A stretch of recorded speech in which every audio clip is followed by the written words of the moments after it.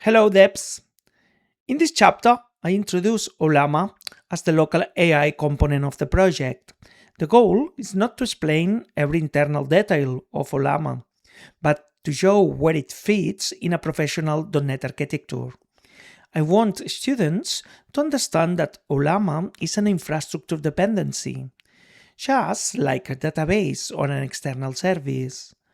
From the beginning, we will keep it isolated behind interfaces, so the application can change the AI provider later without rewriting the whole system. Here, I explain Ollama in one practical sentence.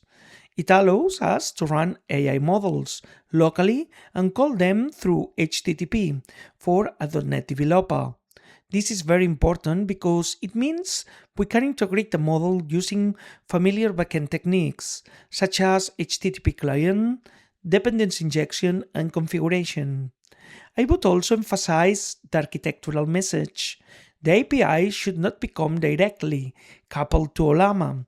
Ollama belongs to infrastructure, and the rest of the application should depend on abstractions. This slide is important because many beginners think there is only one AI model in the system. I explained that we normally separate responsibilities. The chat model generates the final natural language answer, while the embedding model converts text into vectors that allow semantic search. This distinction prepares the student for the next chapters about RAG and embeddings. In the final chatbot, both model types work together, but they solve different problems. Now I connect Ollama to clean architecture. The user enters through the API. The application layer coordinates the use case, and the contract is represented by an interface such as iChat service or iChat completion service. The real implementation lives in infrastructure and calls Ollama. The key idea is that the controller should not know whether the answer comes from Ollama, OpenAI, Azure AI, VLLM, or another provider. This keeps the code stable and replaceable. Here, I give a balanced view. Ollama is excellent for training because students can experiment locally without depending on a cloud account or paid API. It's also useful when privacy matters during development, but it's not magic.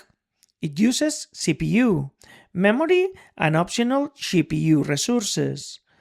Model quality can vary and prompt design still matters. This helps students avoid unrealistic expectations and understand why production decisions may be different from demo decisions. In this slide, I move from the concept to environment. The student should understand that Ollama can be part of a Docker Compose setup together with the .NET API and PostgreSQL. The API calls Ollama through its service name or configured URL, and the database stores documents, chunks, history, and vectors. I would highlight volumes because they make models and database data persistent between container restarts. To close the chapter, I summarize three important ideas. First, Ollama is infrastructure and should be isolated. Second, the chat models and embedding models play different roles in the chatbot. Third, Docker Compose makes the learning environment easier to reproduce. This prepares the student for the next chapter, where we will explain RAG and why we need to retrieve context before asking the model answer. Thank you, Debs. See you on the next chapter. Take care of yourself.